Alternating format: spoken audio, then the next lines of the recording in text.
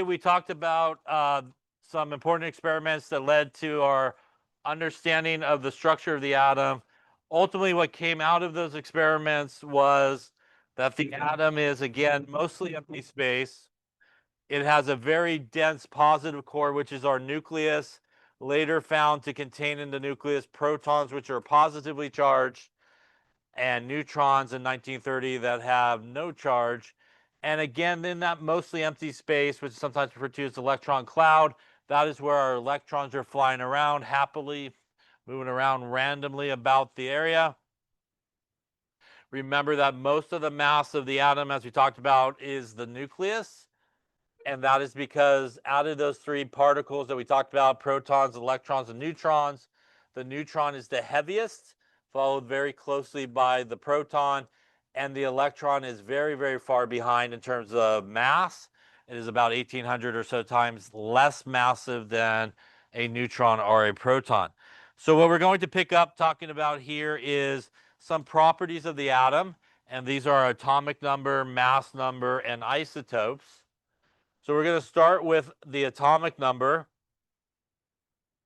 And the atomic number, which is sometimes abbreviated with a Z to represent atomic number, that definition is the number of protons there are in an atom.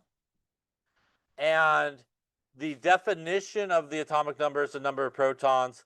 Remember, though, if we have an atom that is neutral, that would also tell you how many electrons an atom has. Because if you think about the three particles that make up an atom, protons are positive, electrons are negative, and neutrons have no charge. So if we know how many positive charges we have, the thing to equal 0, we would have an equal number of electrons, which are negatively charged. It is important to remember, though, that if you are asked for like a definition of the atomic number, the definition of the atomic number is only the proton. So that is the actual definition. But it will tell you if it is equal or neutral, it will tell you how many electrons you also have. So for example, if you go to the periodic table and you look at the symbol and you look at the number that is above the symbol, that is the atomic number. So the atomic number can be found on the periodic table. It is all the numbers that come above the symbol. And if you look at a periodic table you may have in front of you, up on the wall, whatever it may be, if you look at all the numbers that are on top of the symbols, there is no number that repeats. So every single element has its own atomic number. So for example, here, hydrogen would have one proton, which is positive. And because if it was a neutral hydrogen atom, it would also have one electron, right? One positive guy, one negative guy gives you no charge overall. If you look at the example it has maybe on the bottom there, which is nitrogen, and you go to the periodic table and look at nitrogen, the number above it is 7, and that again is its atomic number.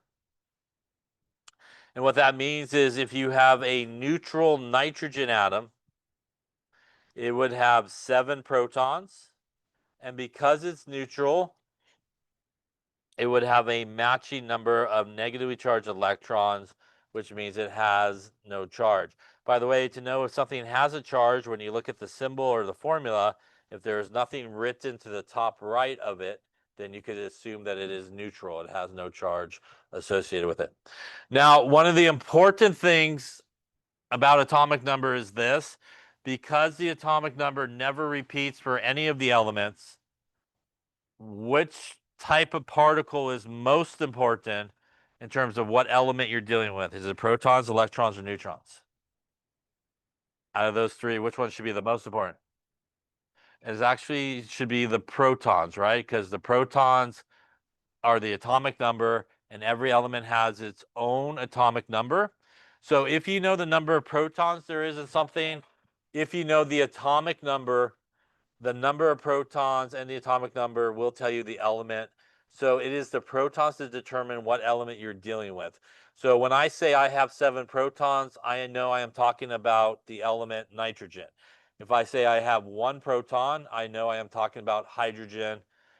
I know I will never have a nitrogen that has 3 protons, right?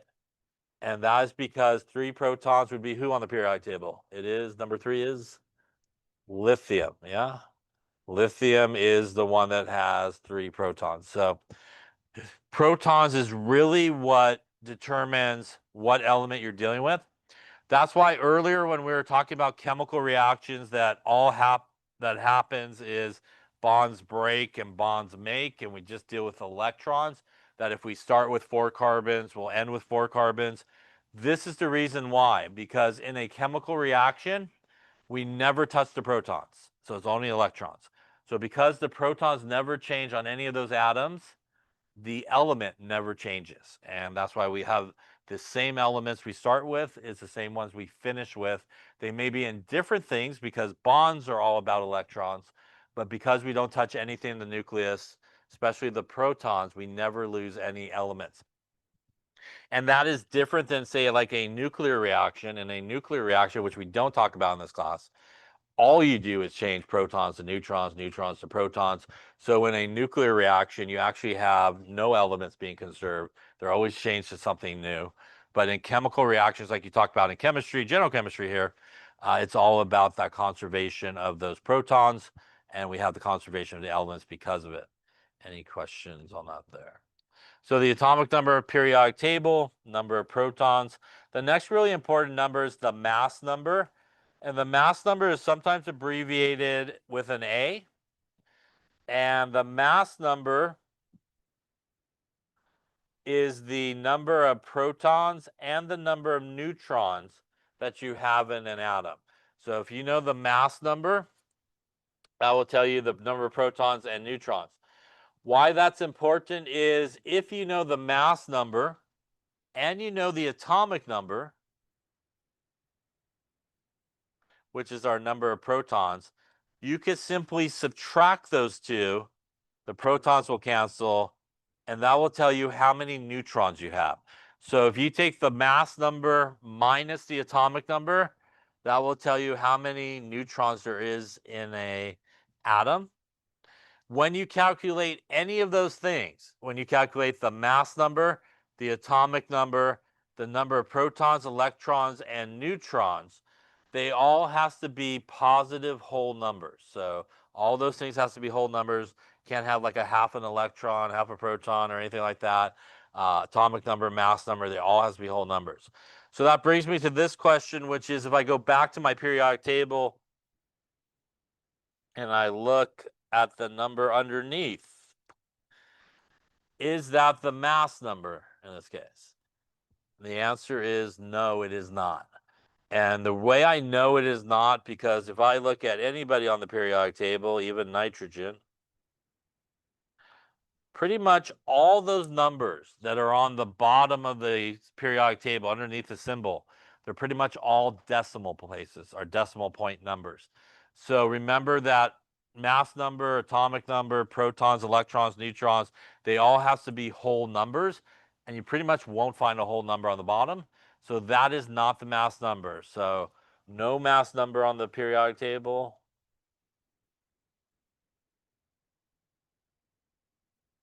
What is that number? This number is what is known as the atomic mass, which is something slightly different, and we'll talk about it when we get to chapter 8.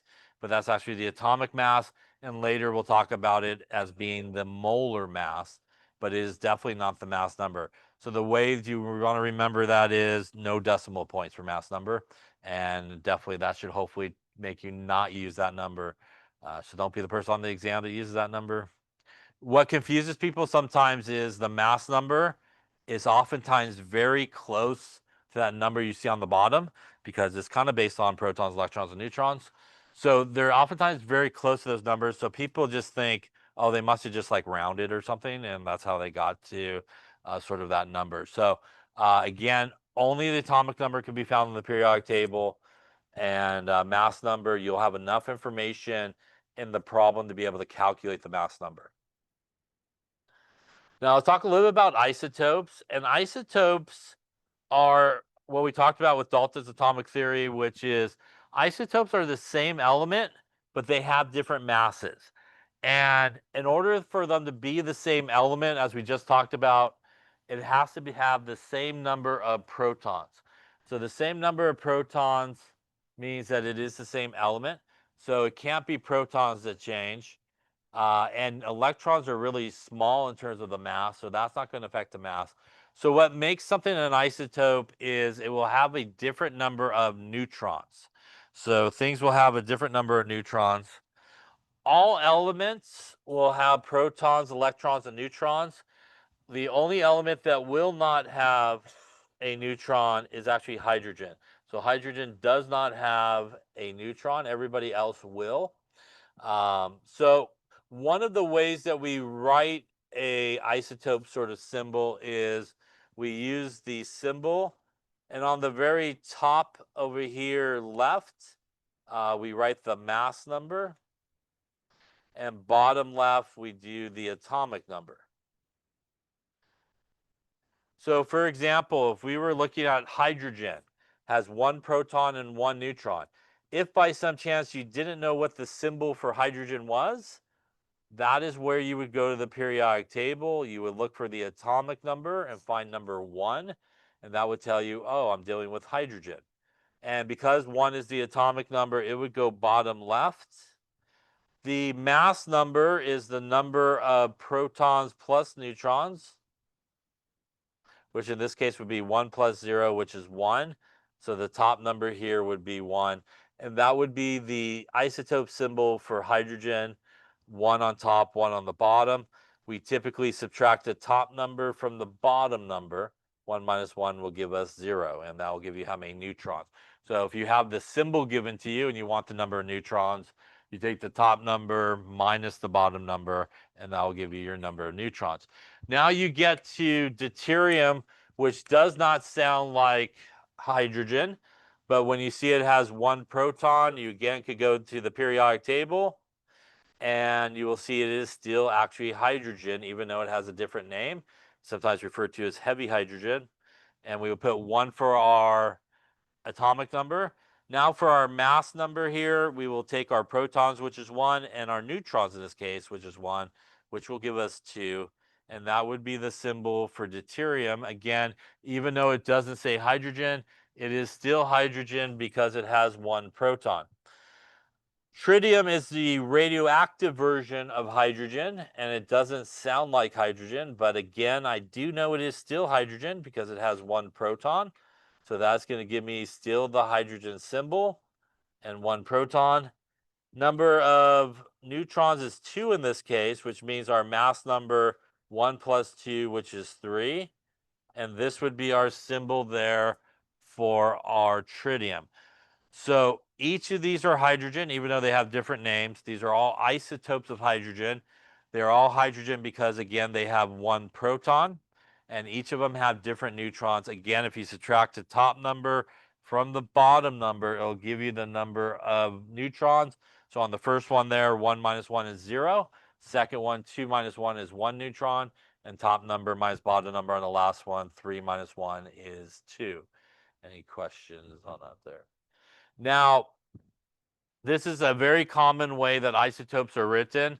Another way that sometimes people will write isotopes is something like this: copper, say 64. And when you see something written like this, we could definitely go to the periodic table and look at copper. And when I look at copper, it will have a 29 up on top of it. And because it has a 29 up on top, that tells me that definitely 64 is not the atomic number, right? Because copper's atomic number from the periodic table is 29. So if you had to take a guess, you would hopefully guess that the 64 is actually the mass number. So it's very commonly, that is how isotopes sometimes are written as well.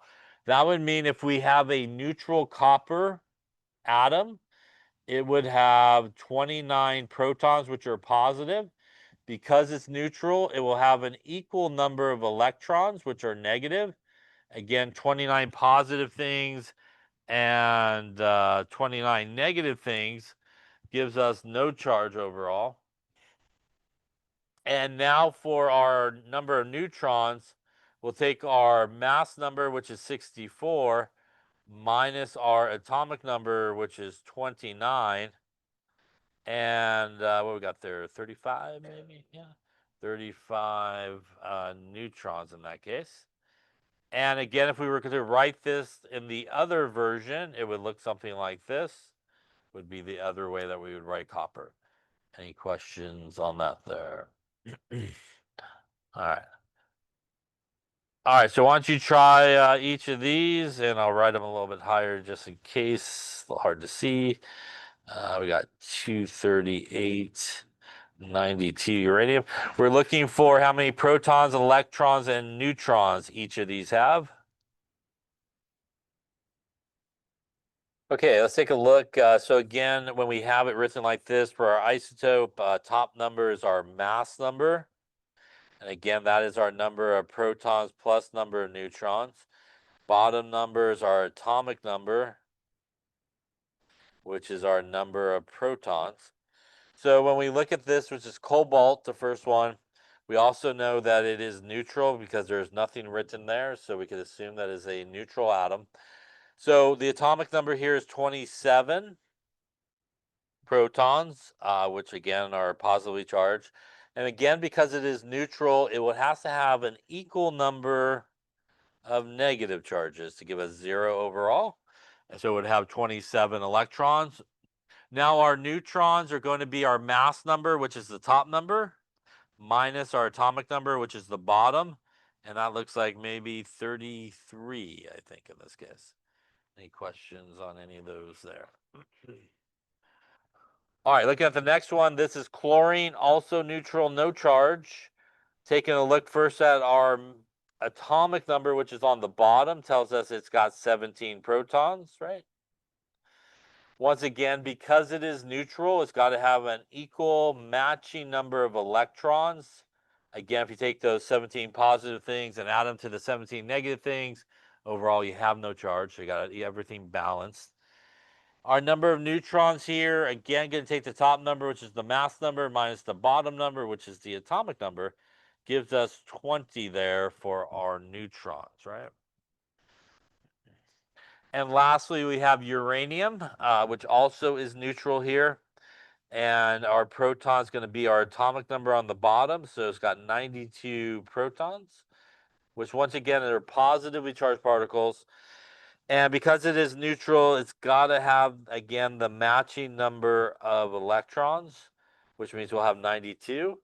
And lastly here, 238 minus 92, mass number minus atomic number. That's a lot of numbers there. 146, we'll give it a go there. Any questions on any of those there? Yeah.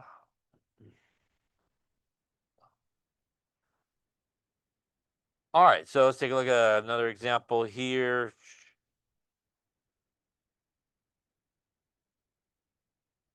All right, so why don't you write the symbol for the isotope with the mass number and atomic number for each of the situations. In case you can't see the periodic table, krypton is 36, nitrogen is 7, and our iron there is 26, right? So we got krypton, 48 neutrons. We got nitrogen.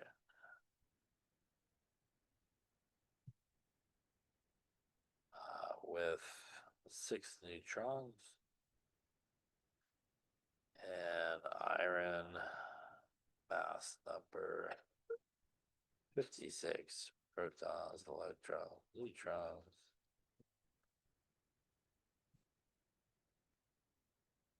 All right, let's take a look here. So let's see. We'll start with krypton. Krypton symbol is Kr. We go to periodic table. This is what we see. And again, from the periodic table, we could get some important piece of information, which is the atomic number. So we would go with Kr. Again, we would put the atomic number on the bottom. That atomic number also tells us, obviously, how many protons it has. So krypton has 36 protons, which is important because if I add that to my 48 neutrons in this case, that is going to give me my mass number, which is the other number that I need. So if I take my 36 there plus my 48, it's going to give me 84 for my mass number, right? So now I know up on top, 84 there, yeah. Any questions on that one there? Next one is nitrogen has 6 neutrons. So once again, I go to periodic table, find nitrogen. The atomic number is going to be given to me on the periodic table. So we're going to go nitrogen, once again, atomic number on the bottom. That again is also going to tell me the number of protons nitrogen has. So it has 7 protons, which I need to add to my 6 neutrons to get me my mass number in this case, which is going to be 13. And that would go right up there on top. Lastly, here we have iron, which is actually Fe. Once again, from the periodic table, could always get the atomic number. And that's going to tell me here 26 on the bottom. Once again, it actually gave me my mass number here, which is 56. So that would be the correct symbol. Because this is neutral, we should have for our number of protons 26, which is our atomic number. We should have an equal number of electrons. Gives us no charge. And our number of neutrons in this case, once again, top number, which is the mass number, minus the bottom number, which is the atomic number, and 30 in this case. Yeah. Any questions on atomic number, mass number, protons, electrons, neutrons? Obviously, you need to be able to calculate any of those things. Yeah. Any questions? Periodic table is your friend when you do this. Yes, because it has a lot of information. Now, let's talk a little bit about something while we're talking about this here, which is what happens if we had something that maybe had a charge and wasn't neutral. So let me get rid of some of this here. So let's say that we were dealing with something that did have a charge, and things that do have charges, those are what are referred to as ions. So ions are things that have charges. Yeah. Species that have charges. There's 2 types of ions that we'll come across a lot, which are cations. These are positively charged ions. And there's also anions, which are negatively charged ions. So these are the 2 ions. These are really the basis of what makes an ionic bond, positive and negative attraction, that come together. So let's take, for example, our nitrogen that we did here earlier. And our nitrogen that had no charge had basically 7 protons. It also would have 7 electrons to balance it out. Now, let's say we took the exact same one here, but instead of it being neutral, it had a -3 charge. So first off, it has a minus charge, which means this is an anion. It is negatively charged. So we know a couple of things for sure. We know that it is still nitrogen, even though it has a charge. So we absolutely know that the protons cannot change, right? Because if the protons change, it will no longer be nitrogen. So clearly the protons can't change, and the atomic number is still 7. So it still has 7 protons in this case. We also know that if I take the mass number in this case minus the atomic number, I'm still going to have 6 neutrons like I had before. So when something gains a charge, because the protons can't change, because it'll change the element, and neutrons have no charge, so they won't do anything in terms of charge, it has to be the electrons. So it is the electrons that change when somebody gains a charge.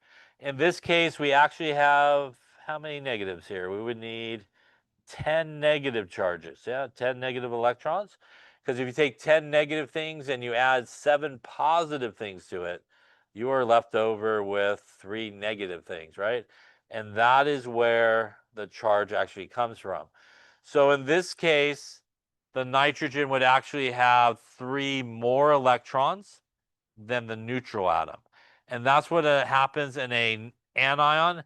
It actually will gain electrons. So an anion will gain electrons. And because they gain electrons, they now have more negative charges than positive protons. So overall, they have an overall negative charge. By the way, the actual charge gives you a lot of information. The negative means that it has gained electrons, and the 3 is how many electrons it gained. So if you look at the neutral guy, it has 7. The guy with the -3 charge has 10. 10 minus 7 is a difference of 3 electrons. So the actual number that you see on the charge will tell you how many electrons were involved. And if it's negative, it means that it has gained those number of electrons. Any questions on that there? Now let's take the iron here, for example. And instead of the iron being neutral, let's say my iron had a +2 charge. So in this situation, if I look at it again, it has to still have 26 protons because it is still iron. It still has, in this case, for neutrons, 56 minus 26, which is 30. Once again, here it is the electrons that change. And in this case, we actually have 24 electrons. Because if you take 26 positive things and you add 24 negative things to it, you are left over with a +2 charge, which is where that charge comes from. In this case, this guy actually has more protons that are positive than negatively charged electrons, right? So it's got 2 extra not really extra protons, but has 2 more protons than electrons. That is what the positive sign means. When you see a positive charge, it means that guy has lost electrons. And again, the number is how many it has lost. So from the neutral iron, it had 26 electrons. +2 means it lost 2 electrons. So the one with the positive charge has only 24 electrons, 2 less. So cations happen when things lose electrons. And again, when they lose electrons, like I said, you now have more positive protons than electrons. Overall, you become positively charged. Opposite is true when you gain electrons. You again become more negatively charged because you have more negative electrons than positive protons. Any questions on that? So, for example, if I had, I'll do it here. If I had nickel here with a +4 charge, and maybe 28 and 60, and maybe I have a chloride with a -1 charge of 17 and we'll go 36. For each of these, how many protons, electrons, and neutrons would they have? So give it a go, see what you come up with. Look, so once again, protons are always going to be the bottom there, which is our atomic number. And again, in this case, it will have 28 protons. It has a positive charge here, which tells me it has lost electrons. And how many electrons did it lose? It lost 4. So I know in a neutral atom, it should have 28 electrons, right, to match the protons. So all I have to do in this case is say 28 minus 4 will tell me that I have 24 electrons. 28 positive things and 24 negative things leaves you a +4 left over. Once again, that is where the charge is going to come from. The number of neutrons in this case going to be our mass number, which is the top number, minus the atomic number, which is the bottom. 32, I think, in this case. Yeah. Any questions on that one there? Lastly here, same approach. I know my atomic number is right there, which is my number of protons, in this case 17. I know it does have a negative charge, which means it has gained electrons, and it's only a -1 charge, which means it's gained 1 electron. I know in the neutral chlorine, it has 17 electrons, so since it gained 1 electron, I think that would be 18 in this case. And again, 18 negatives and 17 positives leaves you a -1 left over. And again, that is where the charge comes from. Lastly, here for our neutrons, we're going to take our mass number 36 minus 17. We got there 19, I think. Yeah, 19 in this case. Yeah. question on how to figure out charges, protons, electrons, neutrons. Again, anything with a charge, only the electrons change. Pretty much protons got to stay the same, and pretty much the neutrons will most likely stay the same as well. Any questions? All right.